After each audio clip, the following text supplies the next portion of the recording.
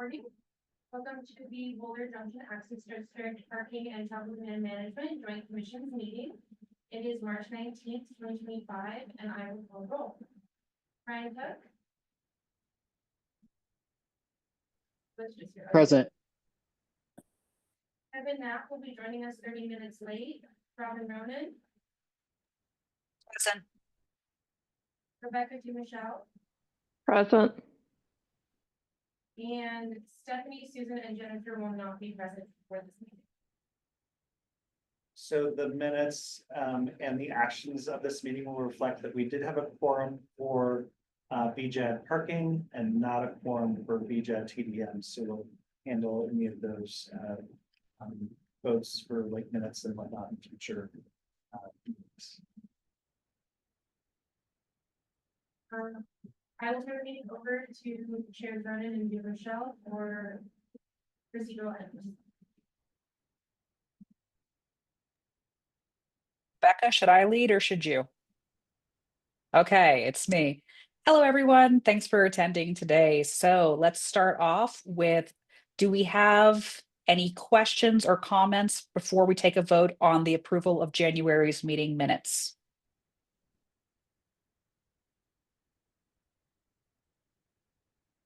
I want to note that there are no notes. So for parking, which we have a quorum for right now, can I please get votes on approval of January's minutes? If you approve, say aye. Aye. Aye. Aye. Okay. And I don't think we can do the approval on the other group because we don't have a quorum.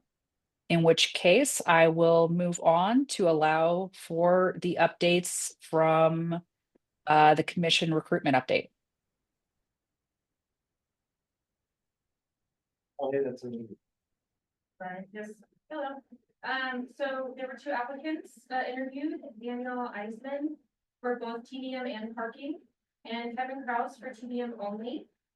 City Council will vote on commissioner appointments at the regular meeting tomorrow night, March 20th. And new appointees and city staff will be notified of the appointments on Friday, March 21st. So we're anticipating that all those seats will be filled, not all the empty seats, but the seats that folks are eligible for. So we anticipate that Daniel will serve on both commissions and that Kevin will serve on the TDM commission. I'm not sure which seats council is going to appoint to yet, so that will determine what commissioners are relieved moving forward. Of course, we'll still have vacancy, I believe, on both commissions. And so I anticipate the clerk's office will then reopen applications here shortly, and we will continue to do outreach to get additional applicants in this next round.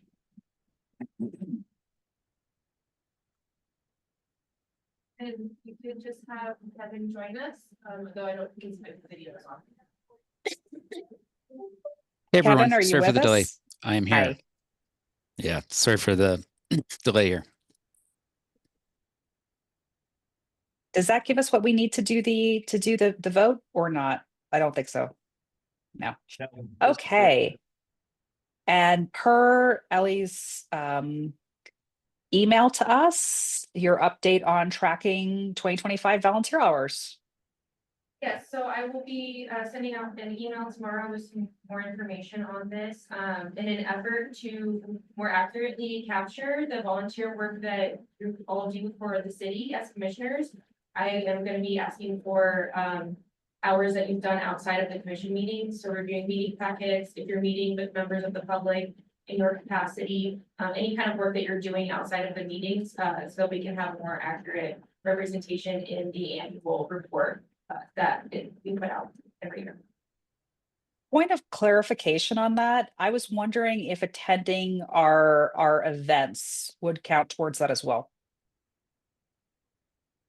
It doesn't have to be an exact science. I would say if there's anything that you're doing that you wouldn't be doing if you weren't on the commission. So if you're going to the events because of your involvement as a commissioner, certainly welcome adding that. Okay. This time, but it's not an exact science. So up to you. Okay. Great. Thank you so much. Do you have any more contacts? Any more comments on those two things? No, thank you. Okay, fantastic. So we are now coming to the public participation part of the meeting. Do we have any members of the public present either online or in person today? We have Travis Hughley, who has spoken in the past, and he just raised his hand, so I will allow him to talk. Fantastic. Travis, you now have the floor to speak. Hello. Can everybody hear me okay? Yes. First of all, thank you for this opportunity to greet you all and to participate in the planning overview of Boulder Junction in general. My comment is more of a TDM comment, and so let me also defer. Should I wait until that board comes together? I would actually love to have the comment now. We do all receive minutes every single month, and you're of course welcome to come to future meetings as well. But the members of those commissioners will receive the meeting notes, so your comments will be given to them. Right on. Thank you. I'll proceed. Let's see. Last meeting, I made a comment about the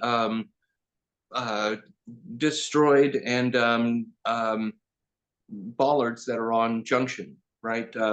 It's a pedestrian safety issue. When that whole construction area clears, there's going to be tons of traffic, and we want to make sure that that traffic is restrained for the sake of pedestrians. So, mitigating that Junction Way post-construction was the point that I raised last meeting. This meeting, I guess, I'm making a little bridge here. I had summoned Woodrow Wilson, the spirit of caution. And, I'm motivated to come back because of that spirit of caution. The building that I'm in, which is the Boulder Depot building, this is a small local concern, nothing to get anybody's hair raised about. But the boilers of this building are right alongside the eastern, part of eastern and southern corner of the building, right near where the train line comes through.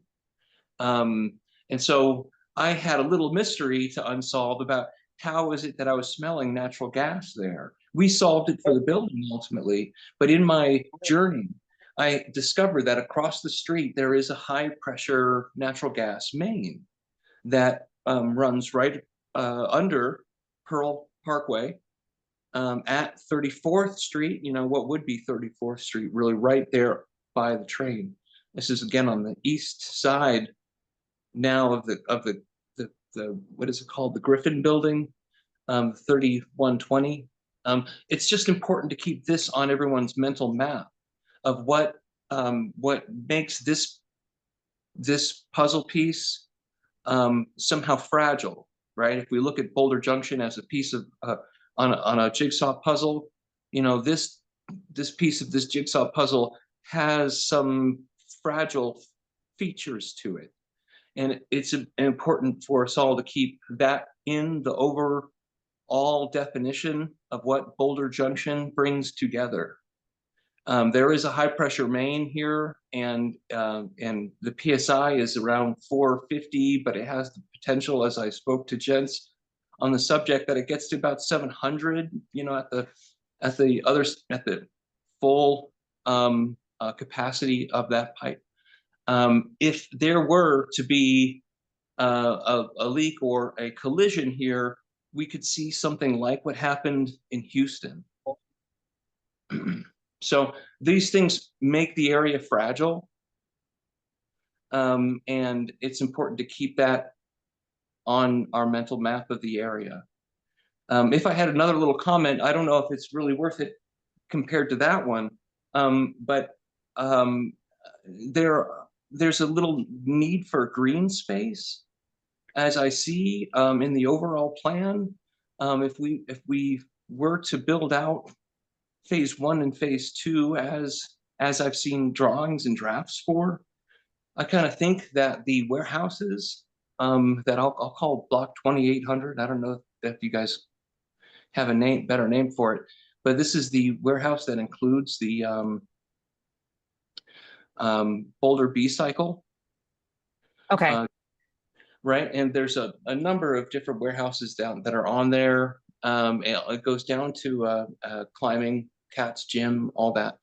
I believe that in the greater master plan, that building is one of the keystones. And if that building were to be raised and that property were to be turned into green space, then we would see visually a pedestrian path that would draw people into Boulder Junction. And I think, you know, frankly, it's kind of an Achilles heel if we don't think about it. Because if we had thought about it too late, then we're in this position of seeing what kind of a beautiful treasure such a small park could be to visitors and tourists who would come to the area, particularly who would stay at the Hyatt. And so if I were to imagine, like, you know, that little Hyatt have a little Boulder beachhead, it should be right here between 30th and 33rd in what I'm calling block 2800. I just leave that open for everyone else to bite on. And I hope we have a safe and eventless spring. May I ask a clarifying question just to ensure that our notes are up to date and that we know the exact property you're talking about? Are you in the Roadhouse Boulder Depot? The Roadhouse itself is a kind of historic building that Mhm. used to be on another street. It's not large enough for residents. The Boulder Depot is kind of embraces it. It's above the bus station, and I'm in the Okay. same footprint of the bus station. Okay, great. I just wanted to make sure we have the right place so that we can clarify the notes for the other commissioners who are not present. And also, I tend to keep a little map open during these meetings, so I always know what people are talking about. So it's really helpful just for me visually to do that. I really appreciate your comments. Do you have anything else you'd like to say, Travis?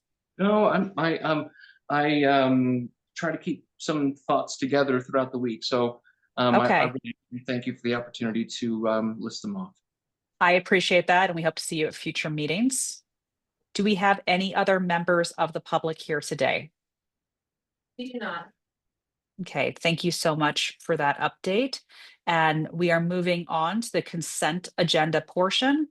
Do we have, oh, Travis, change your mind real quick before we go to the next section. What was your comment? I just lowered my hand. I want to thank you guys Oh. and have a great meeting. You too, thank you. Okay, so going on to the consent agenda, do we have any questions from commissioners on the consent portion of the agenda? I see a raised hand. Commissioner Rebecca? Michelle. Yes, this is just about the flat floating permits. Does that specifically apply to BJOT or is that for the other general improvement districts? Chris, probably is a question for you. Great question. I'm actually going to see if Christine is able to answer. I can, but I'm going to defer to Christine first. The flexible permits, where those will apply. Or Chris might actually know. This is the flexible loading Yeah, zone yes. of where they, Chris or Chris. Yeah, exactly. Yeah. I guess, could you repeat the question? Yeah, so in the consent agenda, right, there's the idea of moving from specific loading times of the day to this flexible loading permit that is any time of day for 15 minutes. I'd like to know how that may or may not be implemented in BJAD and specifically how that might be implemented next to residences on Junction Place. So we have had, as part of our curbside management policies that we implemented a year ago, we have the flexible loading zone. We've had one request from a property owner to install a flexible loading zone at Junction Place, gets outside of a coffee shop that's, I believe, part of the Commons building. So that's what we've had. That is on our short action list. So we are going to be doing kind of wholesale changes on University Hill in the third quarter and downtown in the fourth. But we have a short action list that we hope to complete earlier, so in kind of by the beginning of the second quarter. And that Junction Place space is on that list for to be converted into a flexible loading zone. So it would be a 24/7 loading zone, but still with a 15-minute time use restriction. So in short, yeah, the concept of the flexible loading zone, while will be used most extensively in the downtown area because there is more competition for limited space in the downtown, it's a tool that can be used anywhere in the city. And there is a location that's being contemplated for Boulder Junction currently. Okay, both the north and the south Boulder Common buildings are directly across from residences. The Steel Yards is on across from the north side, and the Nickel Flats building is across from the south building. So I would be cautious about any 24-hour loading zone for those buildings that would have, especially any kind of beeping or larger engine trucks that are stopping and going. In fact, in some cases, 15 minutes makes it worse, right? Because then you're cycling in and out very rapidly. So we do have anti-idling state laws that could be enforced by the city of Boulder if that was a concern for idling delivery trucks. I think the property owner really wanted for the coffee shop for people to be able to have a spot where they can park quickly, run in, get their coffee ordered, and leave. That was the intent of it. But if there's any concerns, we can certainly discuss those with our traffic engineers. Yes, those are my concerns. I would love if they were discussed further and an update provided later. Can do that. Thank you. Any other questions from commissioners on the consent agenda?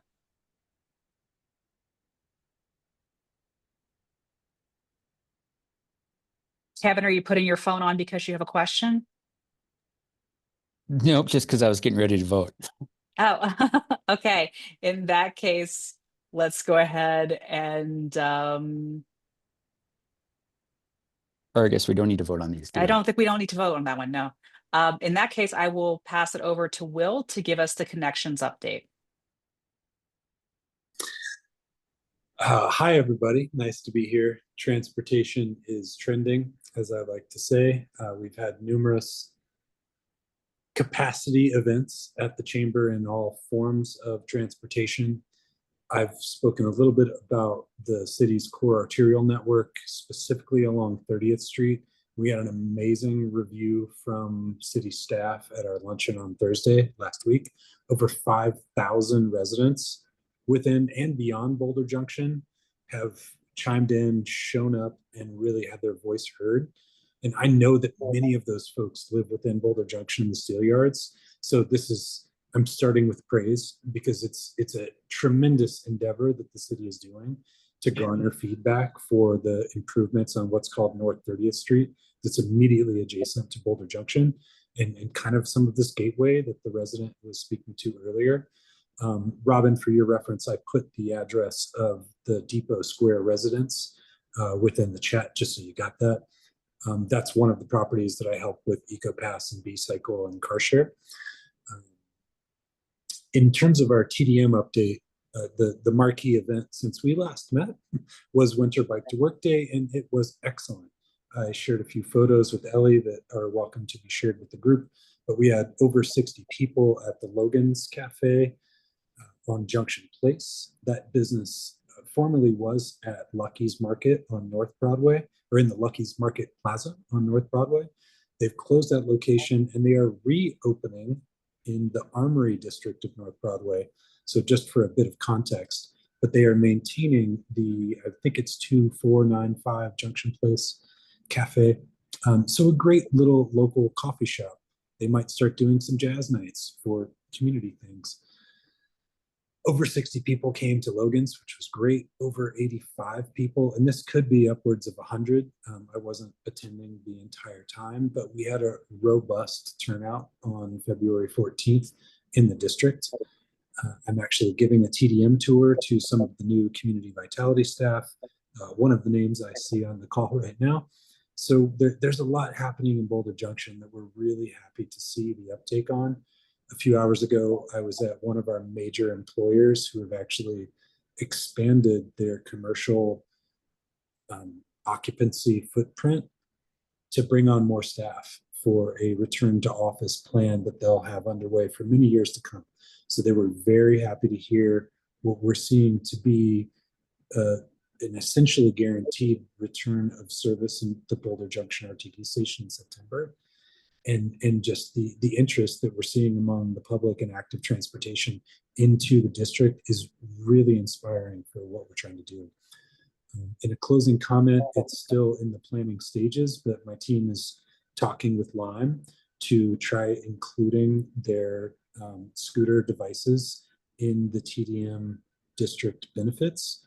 This, as I mentioned, is still underway, but we're hopeful that we'll be able to get some traction from what it would take from their operational standpoint to include them within the funded benefits in the district. So I hope to share a more concrete update with that when we meet.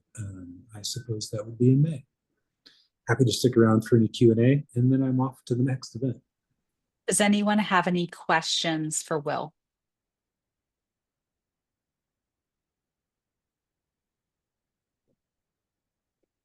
Looks like you're off to your next adventure, Will. Have a great day. Always great to see you all. Wish you the best. Okay, and next we have Chris to give us an update on the transportation and accessibility update. That's you.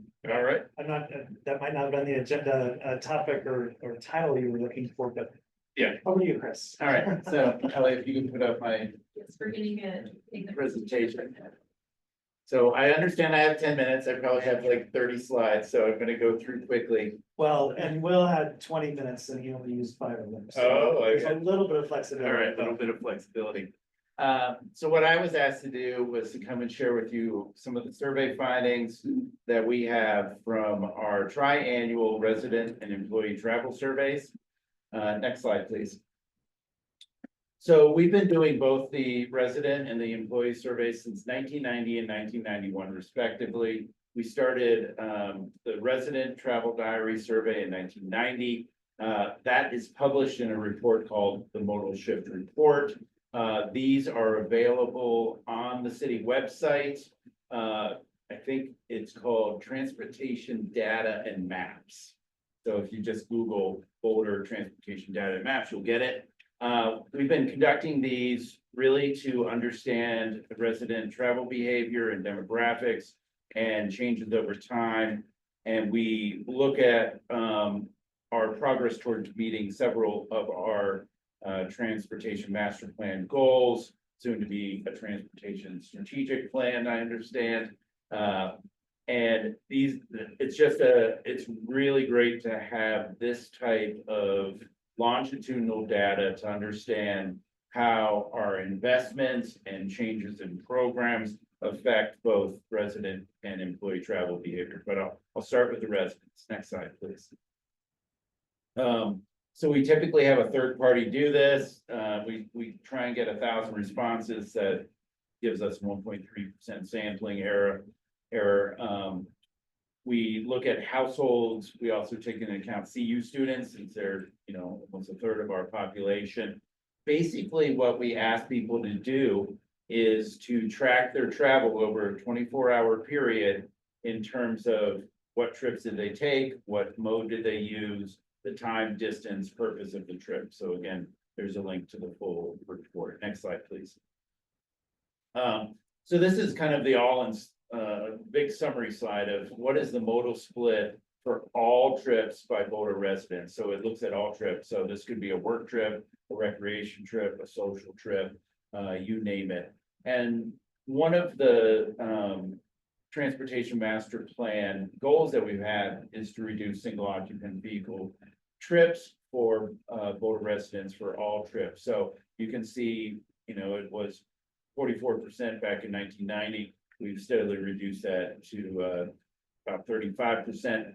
The city goal is to get that down to 20%. So it's a very ambitious goal. While we're making progress, we're certainly not on track to meet that goal. We also track, you know, bicycle trips, which have significantly increased as we've made investments in our multimodal infrastructure and safety infrastructure. You can see transit has, you know, it's kind of experiencing steady growth. We started seeing service declines in about the 2015 to 2018 era. And so we can see that, you know, we have had some transit use decline over that time period as some of our service has been reduced. One of the newest things we started tracking is the use of e-bikes or e-scooters, whether they're private or shared.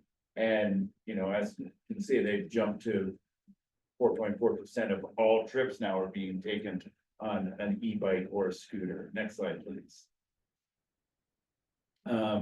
We also track work trips by residents, and I think one of the most interesting things is it really depends on where you work, you know, of how you get to work.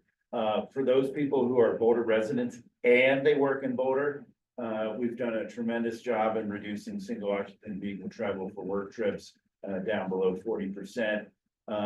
We're still doing good if people live in Denver, so traveling on the US 36 corridor, probably making use of that Flatiron Flyer. But if you work anywhere else, most people are driving. And so we've seen that. We also see that in the reverse when we start talking about employees who commute into Boulder. Next one, please. So one of the things that we've been tracking over time, especially with COVID, is teleworking. And we have seen, you know, without any surprises there, significant increases in teleworking. A quarter of all of our respondents said they teleworked on the day that they were assigned to fill out the survey. So it's tremendous. You know, if this keeps up, you know, it's going to have a tremendous impact on overall vehicle trips and our greenhouse gas emissions. But we do see some return to work happening. So it will be very interesting when we do this survey in 2 more years, you know, what we'll see for residents. Next one, please. CU students travel differently. If every resident was a CU student, we'd be meeting all our transportation goals. You know, just 20% of their trips are in single occupant vehicles. But I think that's the result of a very strong TDM program for CU students. They receive eco passes, B-cycle memberships, and they are riding scooters like crazy. Probably they'll be up to almost probably 700,000 trips on scooters this year. So they travel so much differently, but it's interesting to see. But also the fact that they have very high paid parking on campus. So a lot of times when you provide TDM benefits, but then you also have an environment of paid parking, that's where you really see the travel behavior change. Next slide, please. We also track vehicle miles of travel. In our transportation master plan, we do an aggregate number, and it's, you know, 3.1 million VMT per day.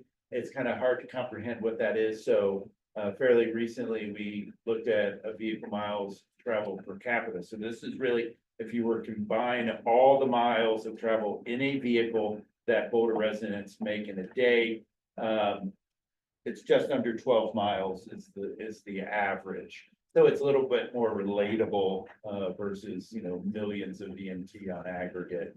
But because of the survey methodology has been consistent since 1990, we were able to go back in the data and calculate this. So it's very interesting how it's changed over time. It reached a peak in 1996, and then we've seen pretty much steady growth downward. Next one, please. One of the things this survey has done over the years has really showed the power of the eco pass. Even with, you know, we've certainly seen a recent decline in it due to RTD service cuts that came starting with COVID, then really declined during COVID. But still, despite those service reductions, the EcoPass is an extremely powerful tool we have in changing travel behavior. When you compare the resident population with an EcoPass versus those without, significant, 4-5 times likely to use the bus. We also look at the use of the EcoPass for work trips versus non-work trips. And we've always seen kind of consistently over the years that, you're maybe 4 or 5 times more likely to use it for a work trip if you have used transit for a work trip. But the non-work trips, you're like 9 times more likely to use transit for a non-work trip if you have to go there. So it's really it's an incredible program, and that's why these districts provide this. Next slide, please. One of the other kind of newer things we started tracking is deliveries.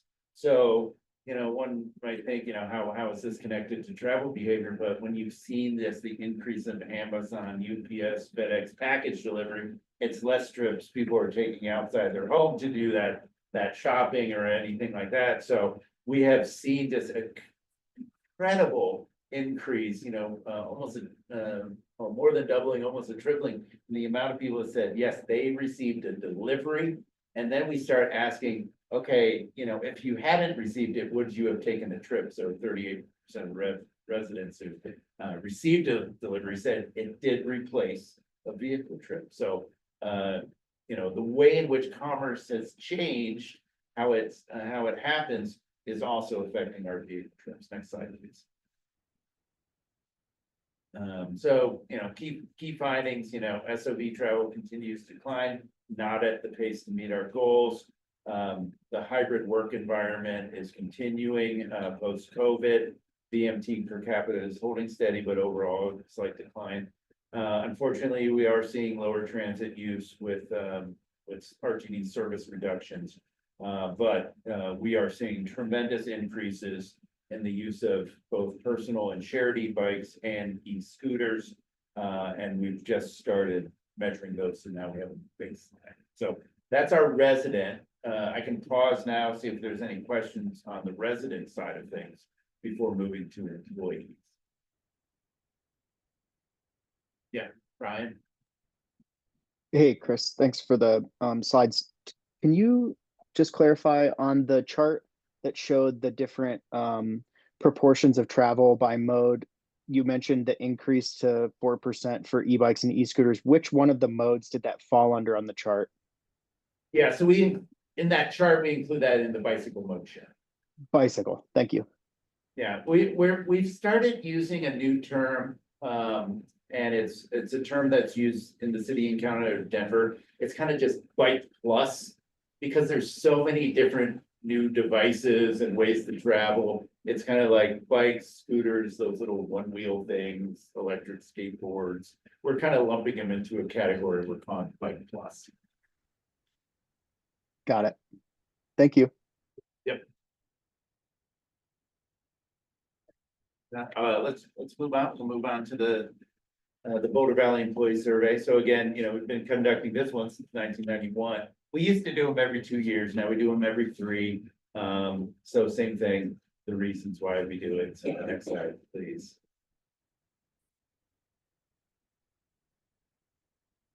So, we usually shoot for 1,000 responses. I think last year last time in 2022, we got about 900. But this one, what we do is we're surveying employees, but what we do is we select employers, and then they provide the survey to their employees. And the employers are selected through a scientific sampling program where it's criteria based. We look at size, location, and type of business. So we get a representative sample of the businesses in Boulder. And then we collect data on their employees, not only on their work trips, but on the trips they take during the day as well. And you can imagine that how you get to work really determines how you travel around Boulder during the day. And so the full report is now published on that same address. Let's get it. Next slide, please. So what we track, primarily with this number looking at employee travel is SOV trips and transit trips. you can see significant declines in transit use related to COVID and RTD service reduction, so not very happy about that. And then SOV travel, you know, we were overall making a good downward trajectory, and this one we went up, but I think a lot of that is due to our changing workforce. When we first started this study, you know, over 60% of the jobs held in Boulder were held by Boulder residents. Now it's pretty much flipped. About 60% of jobs in Boulder are held by non-resident employees. They're commuting in. One thing that we have noticed over time is not only do we have more non-resident employees commuting in, but they're generally commuting longer distances each year. And more, they're moving outside of the RTD service area. So their residences, you see the growth kind of north and east of Boulder. And that's generally, you start getting outside of RTD service districts. So we've been, and we do split up work mode shares between residents and non-residents, and there's a tremendous difference. Next slide, please. So this is showing that. So if you look at Boulder residents, we did have an upward tick, but overall, across time, we've been making good progress on reducing single occupancy travel by people who both live and work in Boulder. But you can see that over the years, we've made pretty much no change in that non-resident employee mode share. The only time there was a statistically significant change was in 2008, dropped down to 74. That was when we had the highest gas prices, recession. It was like $5 a gallon. We went right back up to 80 the next time we surveyed. But I tell people that even though we haven't made any progress, I still kind of consider it a win because of the uphill battle we are facing. As I mentioned, we have more and more non-resident employees, and they live further and further away, and usually now more outside our service district. So maybe we're doing okay, fighting against, you know, the current. Next slide, please. So this is just a, you know, a more granular breakdown of that mode split for work trips between Boulder residents and non-resident employees. So you can see Boulder residents, just, you know, 53% of the people in an SOV. You've got a high work from home number. You know, the bike number has gone really up and down over the years. Transit has seen that decline. It was steadily increasing, but we had a significant decline last time. Whereas the non-resident employee, it's almost the same, except for that big change of work from home. But it appears though the work from home took up people who didn't drive before. So maybe that just may be the type of job in the office workers. Next slide, please. So as I mentioned, telework, just an incredible amount. So when we ask this question, we look at, we ask people now a variety of teleworking questions. So we ask, you know, did you telework the day that you received the survey? Have you teleworked in the last week, in the last 6 months? I think this is based on kind of, you know, have you ever teleworked in the last 6 months? So 61% of all employees said they had teleworked. So you can see that, you know, pretty much a doubling of that. Next one, please. So again, you know, impact of the EcoPass. You know, the ratios have changed over time, but you know, it is typically, you know, if you have an EcoPass in your pocket, you are going to travel differently from people without an EcoPass.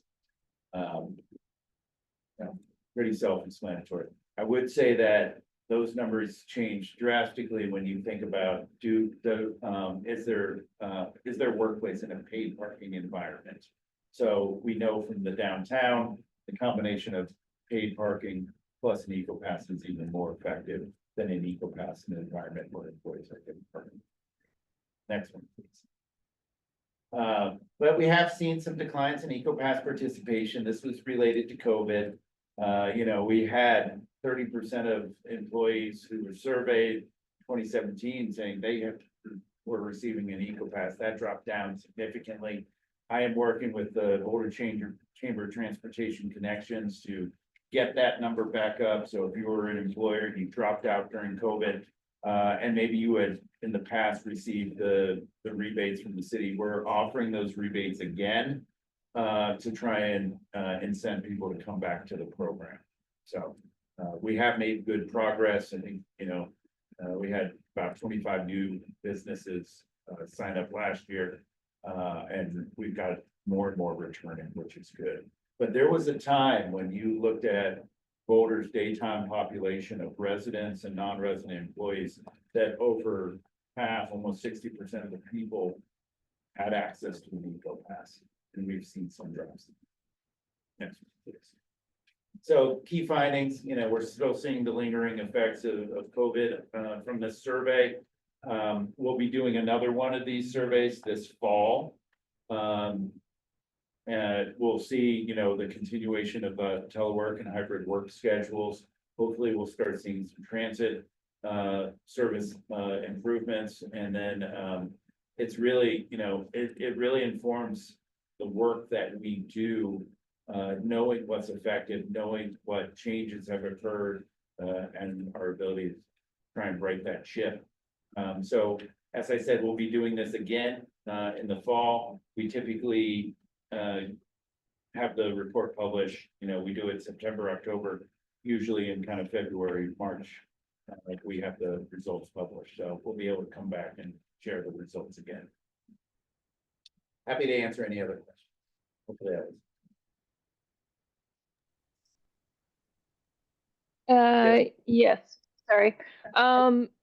Taking your first part of your presentation and the second part of your presentation, do the VMT numbers include the non-Boulder residents that are employees and their lengthening commutes? So the VMT per capita that I showed, that is just Boulder residents. But I do work with climate initiatives. So they have their annual greenhouse gas inventory report. And that is the report where we look at the aggregate VMT. So it includes trips that start in Boulder, end somewhere else, start somewhere else, end in Boulder. The internal trips, so start in Boulder, end in Boulder, and then also the trips that just pass through Boulder. So like, someone going to Rocky Mountain National Park and just going up 28. And then we use the ICLEI model. It's a protocol, environmental protocol, to assign vehicle miles of travel to municipalities. So if a non-resident employee is coming in and then going out, Boulder takes in, its portion is half of that work trip. So one of the directions. So we do have that report. You can go look at it. We have changed our methodology for the aggregate VMT numbers. We used to use Dr. Cog's regional travel model. Now we use cell phone and connected vehicle data to track trips. And, roughly we're seeing a little over 3 million VMT per day, which includes those non-residents. One thing that we do know is that the average non-resident employee travels more in a vehicle for just their work trip than the average Boulder resident drives for all their trips in a day. So when we look at, who's contributing to our greenhouse gas, by number, it is, the non-resident employees contribute much more to our greenhouse gas emissions.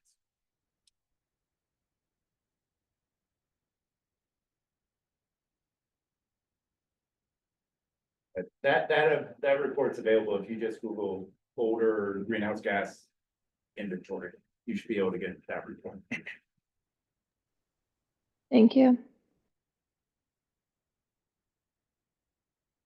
Any additional questions?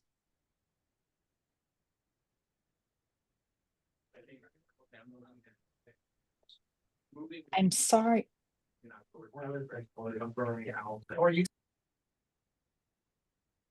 Okay, I don't think we have any additional questions. Thank you so much, Chris, for your presentation. moving on to matters from staff, we are skipping section A and going on to the proposed increase to district parking fees by Jones.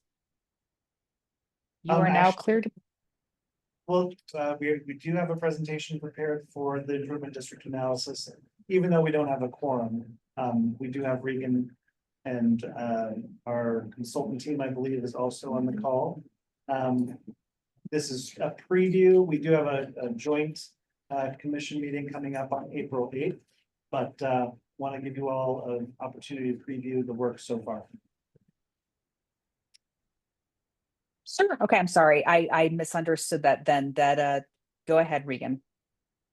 Thank you. So yes, we're joined by our friends at Puma. They're on the screen, Amanda and Brad, and they're going to be providing an update on the district analysis work, which, just as a reminder, is an analysis, is a study of our existing general improvement districts.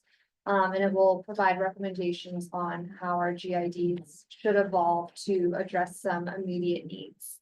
And yeah, a key date to keep in mind is that April 8th special meeting. It's a joint commission meeting where Brad and Amanda will join us in person to present some more concrete recommendations that we'll be bringing to council on April 24th.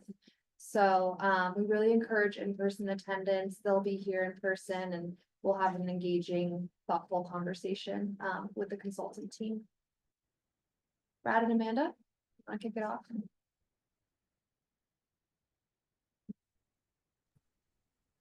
Yeah, thank you, Regan. And hi, everyone. Can everyone see my screen okay? Yeah. Great. Okay, so our agenda today will be relatively brief. As Regan mentioned, we're going to be there in person in April to give you all a deeper dive on these things, but we'll just provide you a brief update with where we're at and where we've been. We'll first just give an overview of what we've done as far as existing conditions analysis goes. And then we'll talk about priorities, challenges, and opportunities for BJAD. So again, we'll dig into this more in April and show you some actual numbers and things, but we did conduct an existing conditions analysis just to get grounded in the districts and understand what work has already been done. So we looked at the history, governance structure, and assessment methodology for each of the general improvement districts in the BJAD area. We looked at some key commercial market indicators, which are pretty interesting. And like I said, we'll share some actual numbers when we're with you all in person in April. But we looked at sales tax data. We looked at property value data going back to 2019 as a pre-COVID base year, and some other key market indicators like vacancy that we think will be of interest to this group. So we'll share some key findings about that in April. We also looked at the sources and uses of funds for each of the general improvement districts from 2019 to 2025, just to understand where you all have been. And then we looked at all of your past planning efforts to make sure we're building on priorities and recommendations that were recommended as parts of those efforts. We also looked at some anticipated projects in the near term and key partnerships for the districts. So some key priorities that we found in looking at past planning efforts and in some of the conversations that we've had with this group and other key stakeholders. We know that the whole reason for Boulder Junction's existence is to create a walkable and transit-oriented area. So that's clearly a priority. Looking at Boulder Junction Phase 2 has also emerged as a priority and understanding what that'll look like over the next several years here. As we know, the GIDs were formed to look at parking and transportation demand management. So those are key priorities moving forward for these districts as well. Looking at some capital improvements is also a key priority, including the slough and the potential for a pocket park in the districts. Increasing vibrancy is something we heard quite a bit about, and looking at different options for programming and activation. And then as RTD, if and when RTD service returns, ensuring that the garage parking amenities are balanced also emerged as a priority. So some challenges that we flagged and things we'll be digging into as we look at opportunities for the future are that the funding levels for the general improvement districts in Boulder Junction currently exceed the current planned program and capital needs for the districts. We also want to look at how to define the role of the general improvement districts when we look at phase 2 of the Boulder Junction development. We heard that there has been commission debate over the appropriate mill levy amounts, and sort of in that same vein, we've also heard that there has been a challenge in recruiting commissioners to be part of both of these commissions. So that's a challenge as well. And then the fact that there are 2 GIDs overlapping does result in a bit of an administrative burden. So we just wanted to flag that as well. So next I'm going to turn it over to Brad to talk about some opportunities. Thanks, Amanda, and thanks everyone for having us as part of the agenda. So in looking at the general improvement districts, and to remind you, we're doing this for all the GIDs in Boulder. So we're looking at downtown, we're also looking at University Hill. But for each set of improvement districts, we're looking at, are there near-term adjustments that we should be looking at, we, the city and board members, your stakeholders, versus longer term horizon. So we actually have a phone call scheduled Monday with our legal counsel because we think these first 3 actually have legal implications, but we think we need to explore them as adjustments could be warranted here in the near term. One is combining your districts. So there is a pretty strong relationship between transportation demand and parking. They have different boundaries, and that's going to make it a little tricky in terms of how they could be combined. But we definitely want to raise the question and look at maybe streamlining this into one district. Temporary mill levy reduction. You are generating more revenue than is being expended, certainly on the uses that were envisioned originally for these districts. So the thought here is because we want to make sure that in the future that you're maximizing your opportunities, that perhaps your current rates are maximums or caps, but is there an opportunity to provide a lower mill levy, some relief to the ratepayers in the near term? Also expansion. We need to understand how these districts could potentially expand. There is development potential around Boulder Junction, certainly to the east of you guys. So how does that play? And do we have a game plan for evaluating expansion of these districts? And then in terms of services and what the districts actually do, more programming and activation to increase the vibrancy of the area moving forward. And that's similar to what the districts do on the Hill and downtown. And then long-term, and some of this gets to the development potential in the surrounding area that I mentioned. Not to forget urban renewal. It's an old tool that Boulder still has, and it could be appropriate, particularly for new development. The existing phase 1, I mean, you're brand new, so you're not particularly good. You're not a good candidate for traditional urban renewal, but some of the empty properties that will be developing near you might be. There might be other special district ways to finance infrastructure, again, in new development areas. So we want to bring up some options that Boulder doesn't typically use, such as special improvement districts or metro districts that could be used, again, for infrastructure in neighboring areas. And overall, looking at continued support for a variety of transportation options that evolve. Pretty clear, and from prior presentation this afternoon, the types of transportation options that we were thinking of 7, 8 years ago, and some versus some of the new ones just don't exist. So having flexibility for the future as mobility evolves.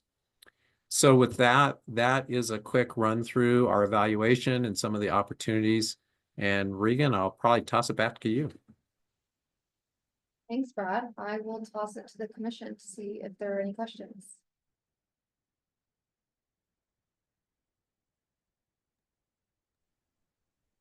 Rebecca? Yeah. Hey, Brad. Real quick, a couple of questions. As you look at possibly the legal options for combining districts, I'd like to encourage that we keep the mill levies as two separate levies so that in the future, something like building a parking garage, if that comes up, doesn't cannibalize from the transportation demand funds. So that's kind of question suggestion number one. The second one is about metro districts. So while the districts today kind of act in a similar ways, and in which case, you know, we have a mill levy, it is against an ever increasing property valuation, which increases over time. Metro districts specifically have earned a lot of well-deserved criticism in the news recently. There does tend to be some charges of corruption, but definitely a lot of neighborhoods that never get out from underneath them long after that infrastructure has been paid off. So that is something that I would be concerned about before bringing those into this neighborhood. And then we'll talk about it a little bit more later, but when we talk about reducing temporarily or otherwise the mill levy for the parking district, my understanding after reading the municipal code and previous minutes is that the voters have approved up to 30 mill levy for this district. So as long as we stay within those bounds, and we meet the public meeting notices and things like that to raise them above to 20 or to raise them up to 30. There's different cliffs there for public notice that it is the city council can lower them without any other legal stuff. But obviously, I'm not a lawyer. Consult, you know, with your representation there. Great, Rebecca, thank you for that. A couple quick comments on your questions or comments. I'm intrigued at the notion of a combined district with different levies, so that hadn't crossed our mind, and I thank you for that. We'll definitely run that by legal counsel. And then metro districts, yes, there has been misuse of them. I actually teach this for a graduate class at the CU Planning School in Denver.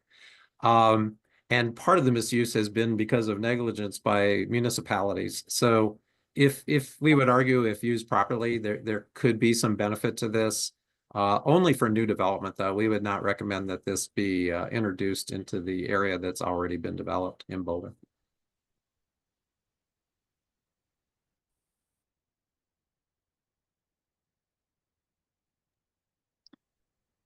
Maybe just a quick question about the use of the word temporary with the mill levy reduction. I'm just wondering what the intention is behind that.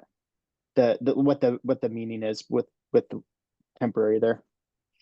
Well, as we understand the dynamics in Boulder Junction, your world could change quickly if the transit amenities that you've had in the past and that were promised by RTD, if they return or they're enhanced. So we want to make sure you've got flexibility to respond to changes in the market, changes in the transit amenity that is so close to you guys and really was the impetus for the development in the first point. So it's really to retain flexibility and understand that the demand for both TDM and parking could change pretty quickly based on transit access. Do you think that the factor that Rebecca mentioned about the voter pre-approval for the higher levies than we currently have, the ability for council to move that number up and down within that boundary, is that fit maybe what you might suggest as far as meaning temporary, like just keeping it within those bounds, changing it lower until such future need arises? Is that what the meaning is? Yeah, and I see Matt is getting on the screen. He'll know this better than I do, but that's interesting because you might already be lower, right, than your charter allows, which in theory could be a temporary reduction from the beginning. So I think we want to go back, look at the source documents again, see where you currently lie in all of this, and then look at the And again, part of it is us just brushing up on the latest on GIDs. These tools have been around for 50 years. There have been some amendments to how they're used over time. And we just want to get the word from legal. Is this something that this board could determine, you know, from year to year, or does it need council authorization? And if I could add on, I'm pretty sure it needs council authorization.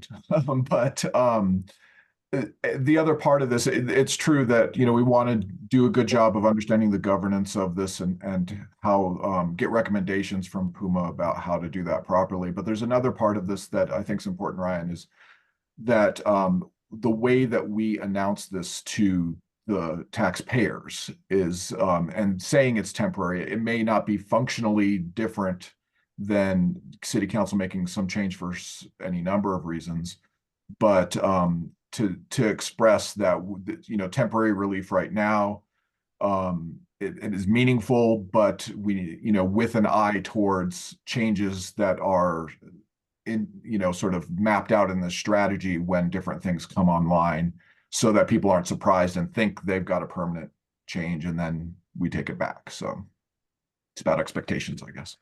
Yeah, messaging makes sense. A separate thought I had, also had done some reading for our matters from commissioners section that's later in the you know, this current session meeting.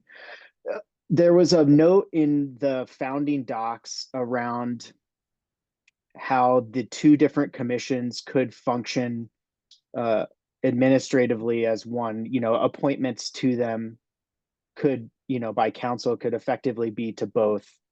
We do function as a joint commission today, although not everybody is a member of both. So it's kind of like it's a little bit strange, right? We meet together always at the same time, but not everybody is a member of both.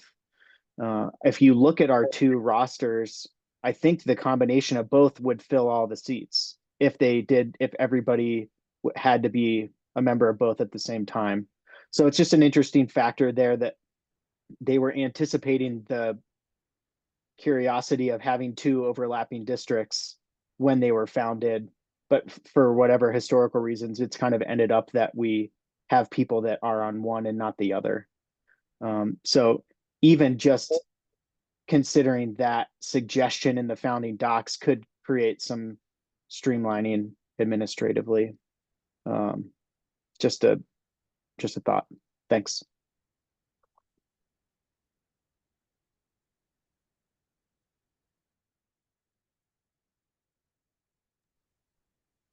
Brad, I'm not sure if you can see the notes, but I just copied in the link for the Muni code.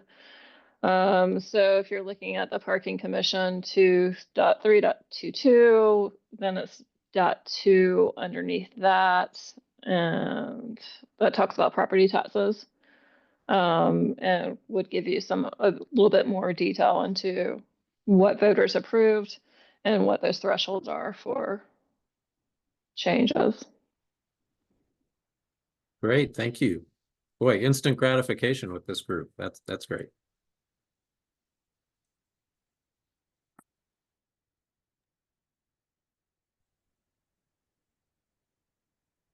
Any other questions for this team?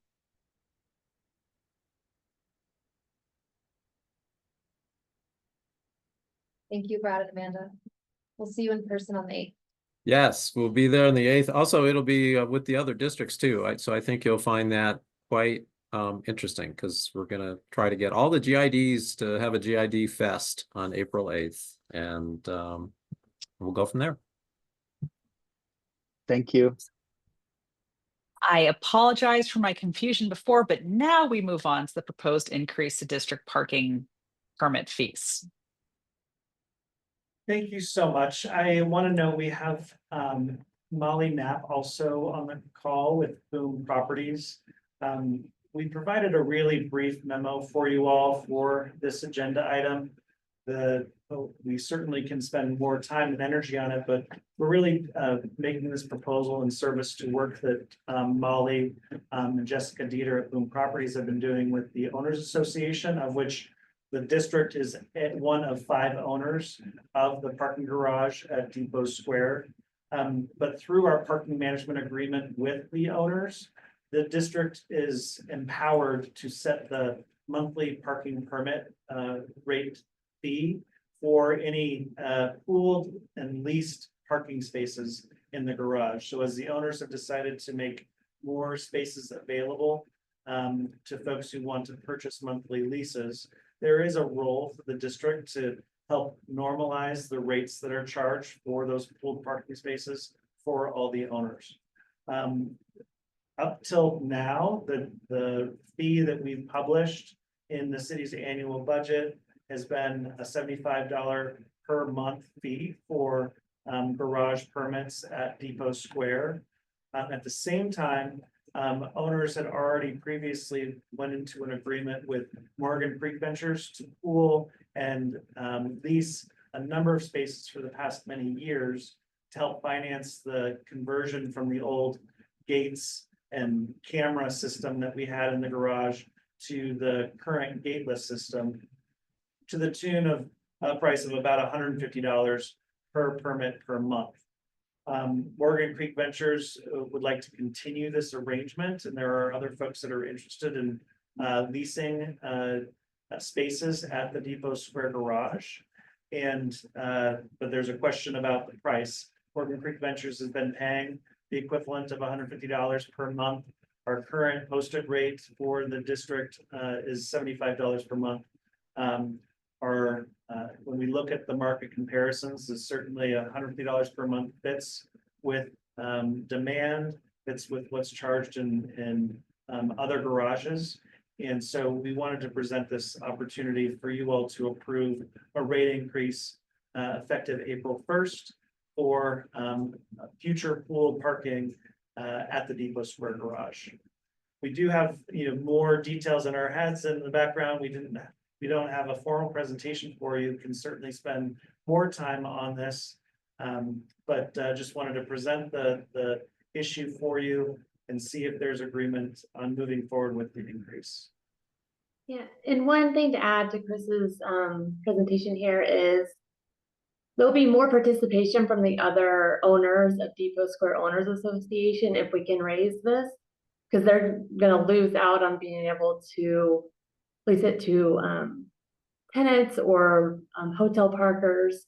And I know that there's a demand from other entities that want this. So I think we want to be able to provide more permit parking, and we have to have the other owners participate in that. So, and they'll do it if they can get higher monthly rates. Rebecca? Yeah, I have a few questions. Which uses does Morgan Creek Ventures use their parking for today? They use it for their what's the building that's right on Junction, on the east side of Junction, the office building right there. But I think they even occupy in there. So Boulder Commons? Yes, sorry, Boulder Commons. And then they're also wanting to use it for one of the new properties that they're developing, or that's almost complete, the 30th on 30th Street. Okay, so is the parking garage underneath Boulder Commons North Building, is that full to capacity? Yeah, they've been using, it is full. I'm pretty sure it's full because they've needed these parking spaces for years. They've had them for 3 years at this point. Okay, and then Chris, this price increase, would this affect the low income residents in Depot Square building? No, it wouldn't affect their. Oh, sorry, Chris. Yeah, go ahead. No, this doesn't affect the permit price that Avid charges for their users. It just affects the price for any parking spaces that they've decided they're not using for their residents that they want to make available to others. And again, eligibility is limited to other property owners in the parking district. That's who we're allowed to lease any additional spaces to. Okay, what about other residents and other buildings in the district compared to commercial?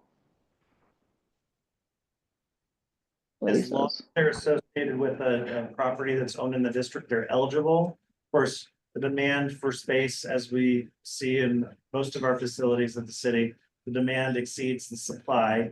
And so we would need to figure out a wait list system for any folks who would like to purchase a permit once all permits have been sold. When I was on this board the first time, I believe the resident rate for a parking space in the garage was $50 a month. And that was including some kind of discount for residents in the district, right? So I don't think that necessarily applied to commercial uses. So do you know what the rate is for Depot Square residents? And do you know if there's still a discount for residents who want to purchase a spot or lease a spot in the garage? Molly, do you know the rate that Havana charges for their residents?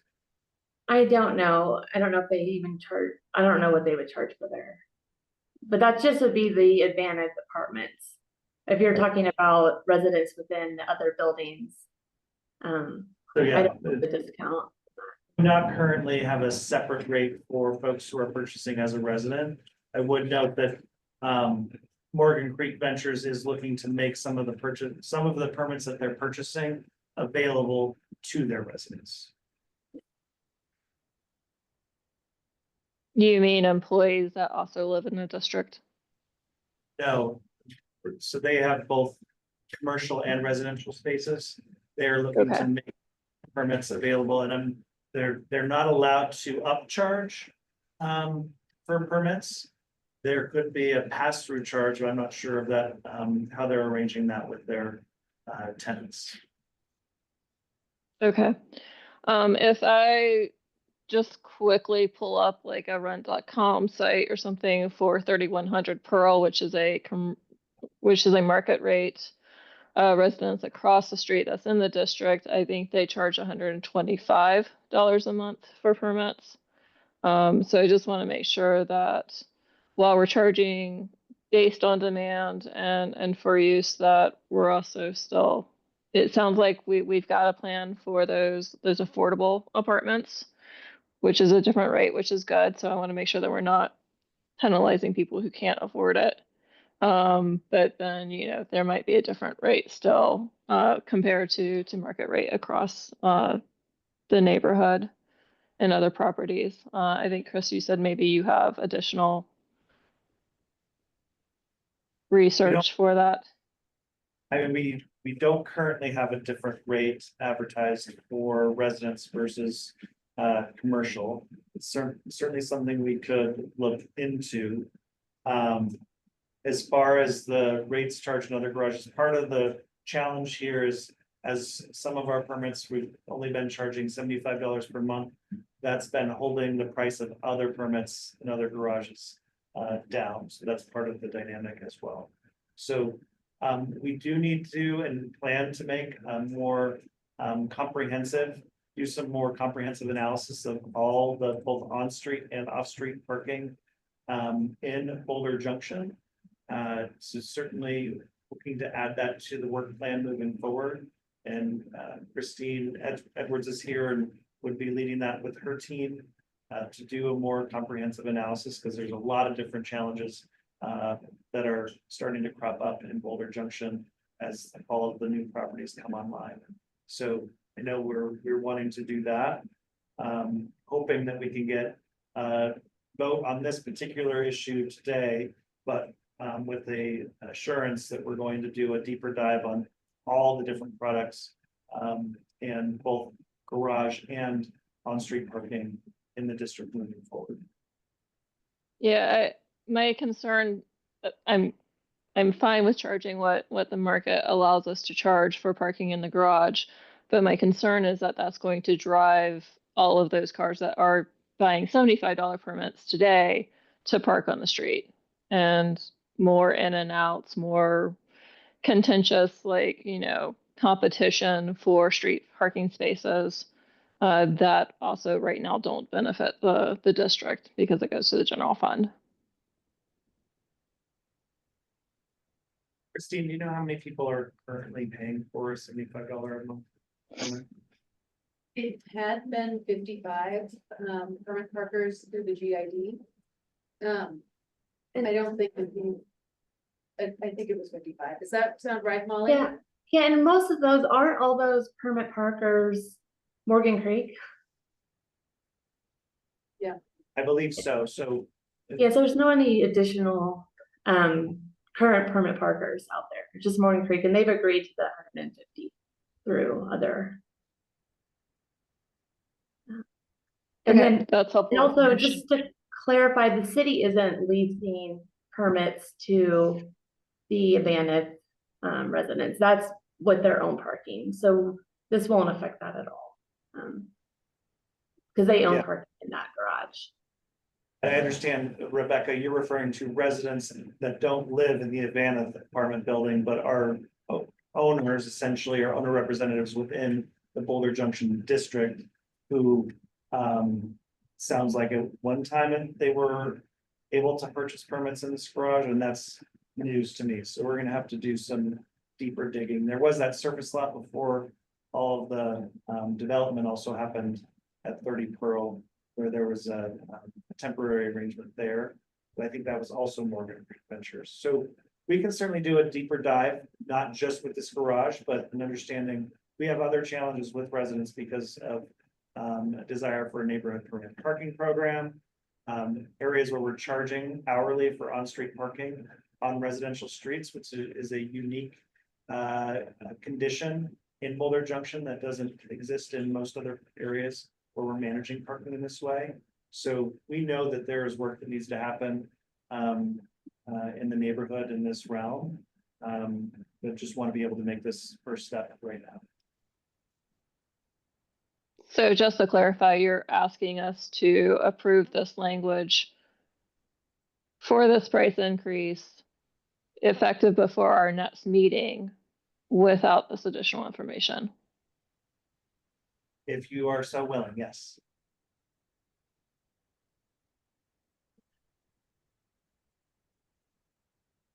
I'm willing to make a motion to approve it. Okay, so let's officially get a motion. This is based upon the proposed recommended motion, which can be found on page 35 of your packet, which the motion reads, I move that Boulder Junction Access District Commission parking approve an increase of the monthly district parking fee from $75 to $150 effective April 1st. This adjustment is intended to align permit pricing with demand, market conditions, and previously issued permit rates while ensuring the long-term sustainability of the district's parking assets. So if Ryan is proposing, do we have a second? A second. Okay, and approve? Aye.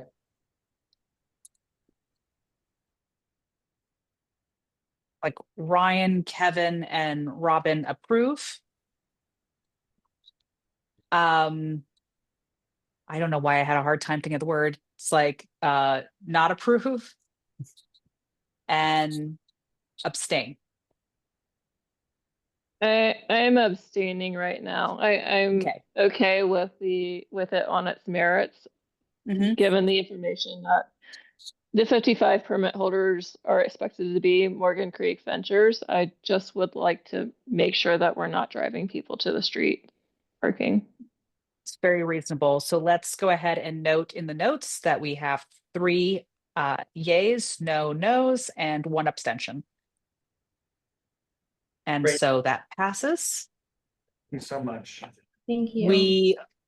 Unless we have additional discussion on that, we are moving on to matters from commissioners. And specifically, we're going to start with point of privilege. While we have Molly here with Boom Properties, I did want to give you all an opportunity to say hello and make sure that we're just all on the same page of the role that Boom Properties plays in the management of the plaza area. Molly, I'm not sure how long you've been on the call, but we did have some comment at our previous meeting related to the state of the infrastructure there. And I know that you all are instrumental in helping to keep that space looking nice. And that there is a list of things that you have upcoming. Just wanted to make sure that while we're all here, if there are any questions or if there's anything more you wanted to share about the work you're doing, that would be a great time. Yeah, so we manage the upkeep of that plaza and the garage for the 5 different owners of that area. And so the city is owner in 2 different spots. The GID is what Chris is the board member for, is the parking, and then Christine is the board member for the depot house, like the restaurant, which is owned by the city. And then there's 3 other users that own in that area, the plaza and the park. So we work with those 5 owners on that area, and we do keep up the maintenance of that area. So I did hear a comment about the bollards and that is, we're working on a solution for that works, and it won't just continue being hit. We're hoping the construction, with less construction, that it won't, we'll be able to have something in there, but that is being worked on right now. And then I think we do have a project coming up. Jessica's more on the maintenance side. I do the financial work on the property, but there'll be a paver project coming up for any tripping hazards in the area. I think of any other. And then painting, we're going to work on, I think, a painting proposal for the garage and continue keeping that up. So, are there any questions that I can answer? I'd like to thank you, Molly, for specifically addressing something that a member of the public brought up. Yeah, no problem. Just about to say the same. Thanks, Molly. Thanks so much, Molly. Right. Thank you, It was Molly. nice to meet you guys. Thank you. Nice to meet you. We were sent via email, but we are now moving on to discuss approving the final BJAD parking and BJAD TDM, although I don't think we can actually vote on that today. Priorities. So for the parking group, has everyone had sufficient time to look over the matters and updates that were made from our last meeting?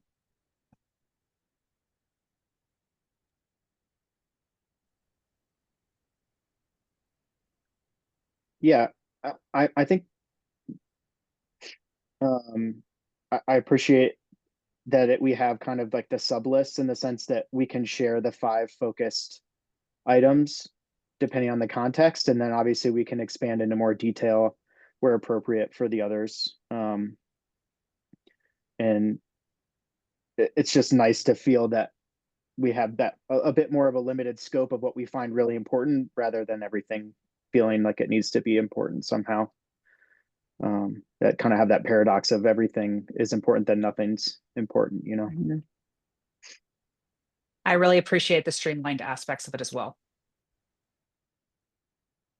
Any other comments? I have a brief request. The words I highlighted are duplicates in their subject, and so I just wanted to make sure that everyone sees that and that they're okay with this, or if we wanted to change that, we could.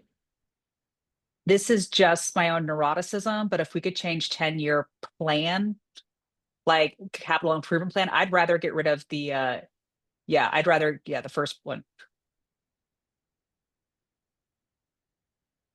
Care about these 2 1.3. That one, for some reason, doesn't bother me. Thank you. Okay, do we have a motion to approve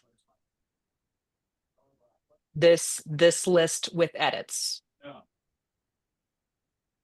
Should we wait till we're all together? Does it matter if we approve it as parking today versus waiting till we're all together to approve as both, or?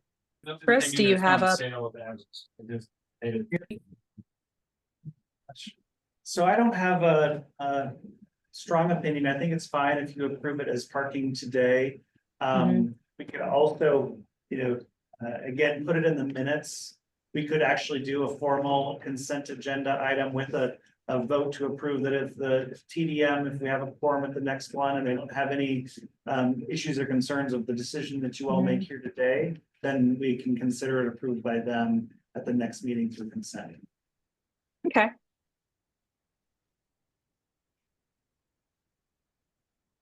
That seems good. So we would vote and then it would go in the next packet, and unless someone brought up requested changes or concerns, it would just be what it was moving forward.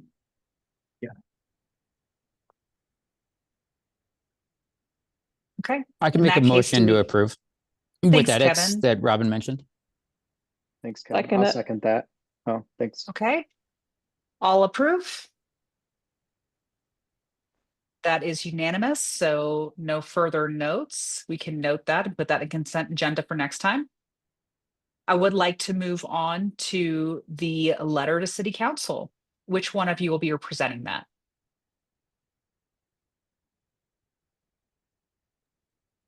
We didn't discuss. I'm happy to talk about the process we went through. I don't know. Did you all have a chance to read it? Okay. Rebecca, I mean, you were the driver, kind of in the last meeting. Do you want to just kick us off at least, and then we can just see where the discussion goes? Yeah, so in the subcommittee with Commissioner Cook, we went through, we looked at the Muni Code, staff helped answer some of our questions as well as track down some previous meeting minutes from 2012, which was the last time the mill levy was changed for parking. Prior to that, it had been 5. It was increased to 10 specifically to take on debt to help with the parking Depot Square parking garage. Since that parking garage has been paid off, we do think it is a good time to reduce it. City Council acts as the board of directors for the district, and they have the actual authority to adopt a resolution. So our letter definitely goes through, here's the history of the district, where we are today, what our needs are right now. And then we've also attached our letter from last year as an appendix and example resolution language to help speed up adoption by council should they wish to adopt it. That doesn't mean it would not go through a legal review, but it should at least provide a starting point. Maybe Does anybody some have thanks. questions about it? I was just Go going to ahead, add a little bit of context around our conversation. We at the beginning, we're kind of talking about a bit more of a broad letter discussing a number of the items, but just given that they weren't requesting letters, we just thought it was important to focus on what it is, why it was that we thought it was important to write this letter anyways, right? So that's why we narrowed in on the one specific issue, and attaching the letter from the previous year is, in my mind at least, important as a call out to say that we've brought it up to them before, right? So I just think that, two maybe helpful pieces of context for how the letter ended up looking the way that it did. I definitely appreciate the amount of work that you've put in. I do think it's good to, and I appreciate this time we put in the specific assessed value, and examples. That was, I think it's better than the one we did last year, but I guess I'm curious, are there any other considerations about the wording or anything else that the staff would like to add at this time? Just for the commissioners consider. So I'd say that the timing of this works really well with the work that Puma is doing and the recommendations that we are taking to City Council in April. I'd say that this is context that we can certainly provide to council at that study session.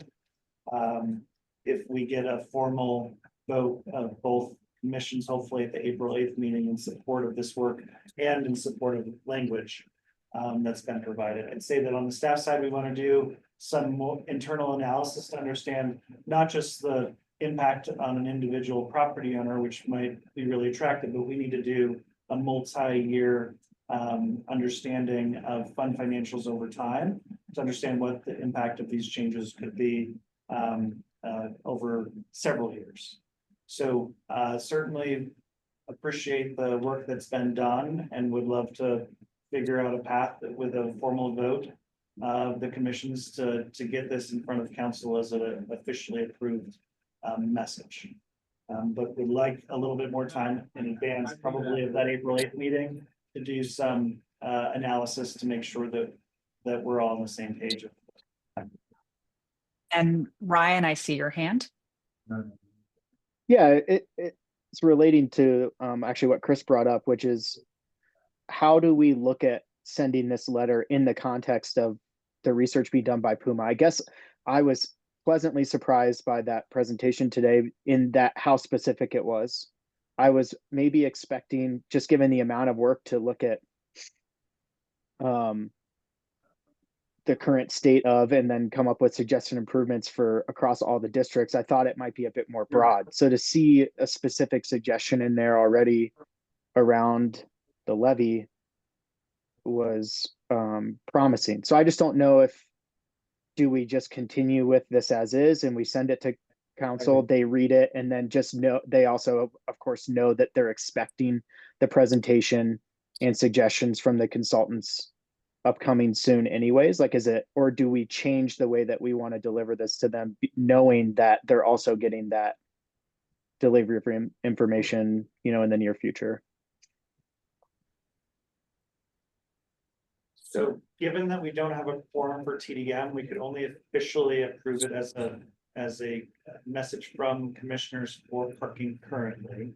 So might be worth making sure that we have time on the April 8th meeting. And Ellie, do we know for sure that we are going to have a quorum for both of these commissions at the joint commission meeting yet? No, I have not received everybody there.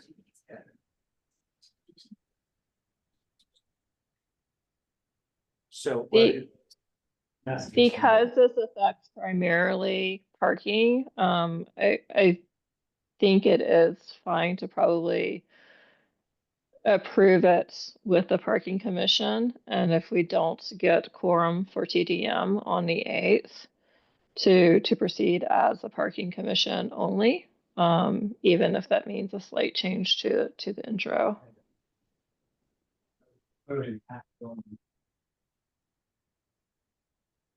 And that is, yeah, entirely up to you, and how you want to proceed.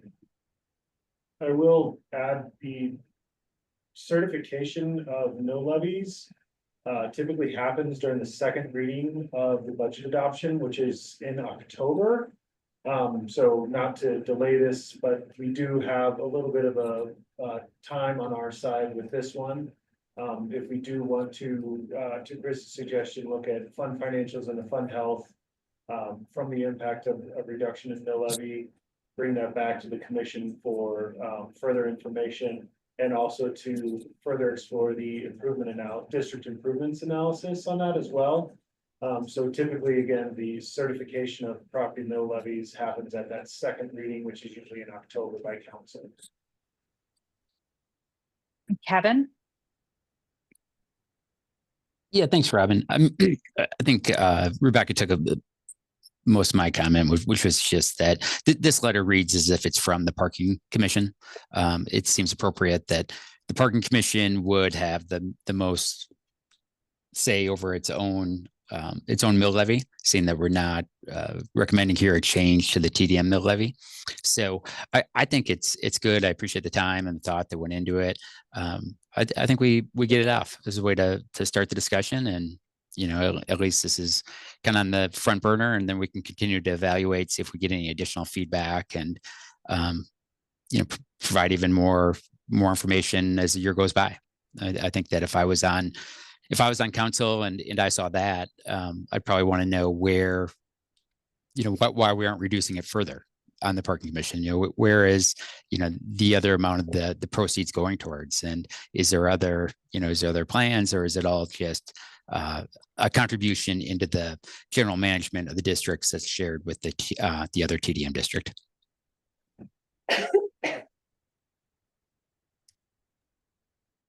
I'm calling on myself.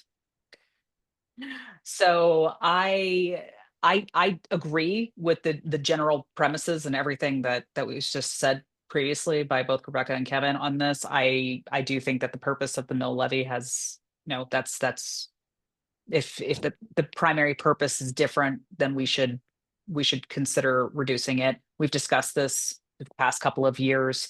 I also think that this is primarily a parking issue, so it would be completely valid having said that. And also in keeping with the presentation we had today, if there is a discussion that we would eventually merge TDM, and especially if that's going to be discussed, I think there's a value in having their input as well, especially since it seems like we have time.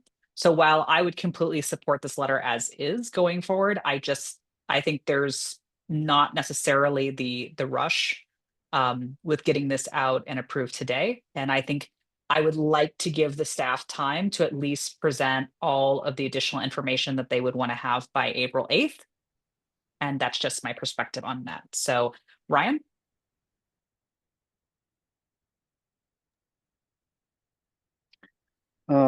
I just wanted to ask for some clarity on the study from Puma. What are the expected delivery dates for their work to council again? They're presenting at the study session in April 24th. April 24th. Okay, so we have our joint meeting April 8th. And then that's where we see what they will present on the 24th. Is that right? Yep, that's Okay. correct. Okay. And so where the quorums are required there because that we want the commissions to approve what they are going to deliver to council. Okay. So Got it. one I want to raise too, and this is a hypothetical, but the work that commences after this initial touch to council is the commercial areas blueprint. And this is a longer term visioning effort for each of the commercial areas that we manage. And it could include some recommendations of how resources could or should be programmed for both capital and operations. For instance, and as again, this is just a hypothetical, not a this is what we're doing. But right now, RTD owns 75 parking spaces at the Depot Square Garage that essentially have been completely unusable for a number of years now because they are prohibited by law to lease out those spaces for monthly permits. And they're with their bus station closed, folks can't use it as the RTD parking. So that's partially why the garage has been so underutilized. An option could be for this commission to decide that they want to purchase those 75 parking spaces from RTD, and then your ownership goes from 100 parking spaces to 175 parking spaces, which we could then lease out to more residents and commercial owners. I just say that as a hypothetical of something that could be on the list of prioritized uses of funds that might help you achieve your goals, but comes with a price tag that we'd need to cover. It doesn't mean that we couldn't revisit. You lower the mill levy and then make some decisions that might suggest we need to adjust it. But I want to make sure that you all are aware that that's the realm of contemplation that we're currently in. Of yes, one route is reduce the mill levy to current uses. Another route could be contemplating other uses that we haven't really talked about yet. Brian? Chris, do you think that would be something that you might include in some additional information on April 8th, or is that too soon to like hypothesize what a purchase might look like in a multi-year budget of those spaces as an example? I just wanted to share that as a hypothetical of Sure. what a 10-year plan could look like. And that's the next steps of this work. Doesn't preclude us from lowering the mill levy, but that's, you saw the word temporary in Puma's right presentation. I just want to let you all know some of the work that's upcoming. And maybe a purchase of RTD is not even in the cards, but that's not a small expense either. Yeah, I think all I meant was, is that the kind of thing that you said we want staff to present some additional information on April 8th? Or in other future meetings related to this topic? Is that the kind of thing that you would include in a presentation like that, or is that? And then that would be future as far as the blueprint. The April 8th, what we want to do is present numbers associated with the recommendations of adjusting the mill levy. and the impacts on the long-term fund financials, and making sure that the adjustments that we make can keep the fund healthy. And so Got it. that's the work that we would do before April 8th. Okay, so if we hold off on voting whether we want to deliver this letter to council by the 8th, then we get a chance to understand this additional information that you want to present, and we can make a decision at that point. Is that your suggestion? I want to remain agnostic. If you want to make decisions today, that's totally fine, but we do, again, we're right in the middle of this work. Yeah. And we have wiggle room. Certainly want to make a decision on all of this before the recommended budget and 2026 mill levies go to the county. And we do have wiggle room to work with, but also agnostic as whether or not a decision gets made today, April 8th, or sometime thereafter. Okay, thank you. That's helpful. Appreciate it. Rebecca?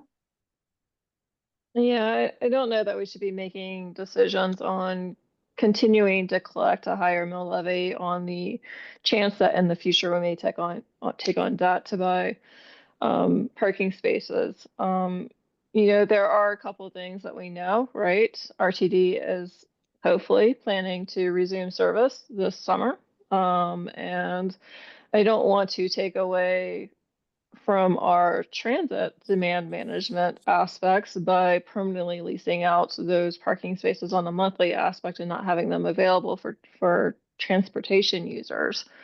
So I do think that the mechanisms already exist to raise the rate again in the future if and when that ever becomes a concern that we would want to buy more spaces.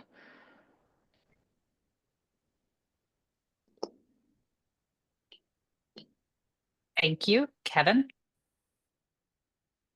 Thanks. Again, same comments as Rebecca. It's helpful just to have her go right before me because I feel the same way. I feel like we should get this off. We've had on our priority list a 10-year SIP plan for 2 to 3 years now. As of now, we don't have any identified expenses. I feel like this mill levy, how we've been charging this to property owners, is irresponsible to a certain point, and I think like it's even more irresponsible for just to charge it in case there's something that we may want to spend it for in the future. Thank you for your feedback. Rebecca again. Oh, I forgot one comment, and that is the fact that we know that the mill levy is disincentivizing other properties from joining this district, even as they join the transportation demand management district. So, if we could lower it so the pilot isn't out of control when they want to join the district, that could actually add increased revenues generally in the future as well, because it's more accessible.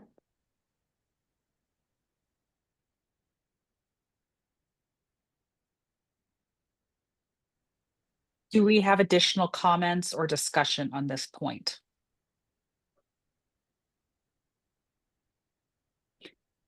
Does anyone want to vote on whether or not parking would vote on, does anybody want to make a motion on any way of parking, either sending this forward as themselves or waiting for TDM, or just voting our section and doing TDM later? What are thoughts? If we vote and we want to send the letter to council, when it would go in the packet for the 28th, is that right? Or it would go to some sort of internal delivery address more immediately or something? It could go either way. We would probably, the quickest way is to add it onto a next meeting packet if there's a formal motion. Probably, if it was requested of the commission as the parking commission to make sure it was included in the meeting packet for the study session, we would gladly do that as well, which would probably, from my perspective, make more sense. When does that packet get finalized? When would be the last day we could provide you with the letter for that? April 10th. April 10th? The only Yeah. reason I ask is I'm wondering if we learn anything new from the larger presentation from Puma on the 8th that might encourage us to change any of the language or to speak in support of their work, or I don't know, anything like that. Would we wished we would have waited for their presentation to make any last adjustments to the letter, or do we want to vote now to send it as it's written? I mean, it sounded like they could possibly even suggest lower than 5, which would also be fine, but would build upon our letter and not necessarily, detract from it. I guess I would say that I would rather get parking's votes today in case for some reason, any horrible reason or good reason out there, that we don't have a quorum on the 8th as parking, that we are ready to go. And not a fan of punting it. Yeah, I agree with that. And I actually think it's most appropriate for it to come just from the parking commission. And Okay. you're also okay, Kevin, with voting for it as is written today and okay. I'm Thank okay you. with voting today. Okay, would one of you like to make a motion? Would the motion be something like Would we vote to send it as is today? And I'm hearing expressly and specifically from the parking commission. I think we would need Ellie to bring up the Word version of this document so that we could edit TDM out of the intro and out of the signature line. Okay. And then So move with to those approve it. edits then. Yes, with those edits. Okay. is there any concern about I think, isn't there one other parking commissioner that's not here? Or is it only just us 4? Everyone on Scrolling. Yeah, parking's fully represented today. Oh, okay. Got it.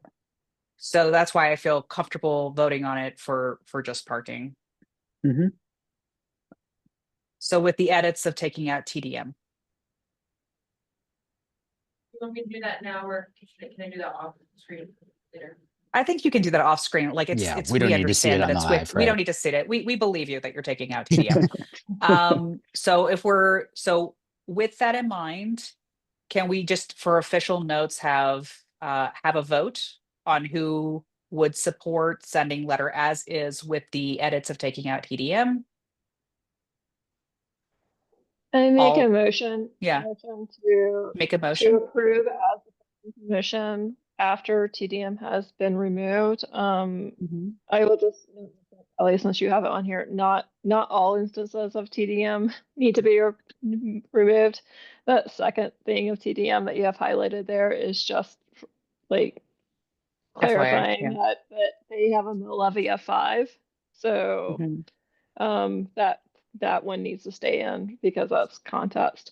It just needs to not come from TDM. Okay, so I move that we remove the introduction and the signature from TDM, make this letter from the parking commission, and get it sent off to council. Okay, do we have a second?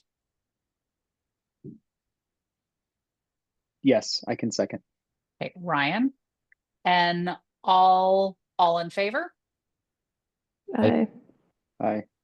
All opposed? I'm abstaining. And we can put that in the notes.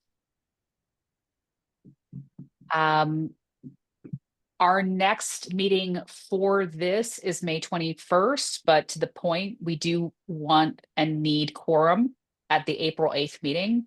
So just as a reminder to commissioners, if you haven't gotten back to the staff, please let them know now that I'm probably the worst person on this commission. I always think I've RSVP'd and I haven't. So if you haven't RSVP'd to the staff, please do so now. But do we have any other matters before we adjourn today?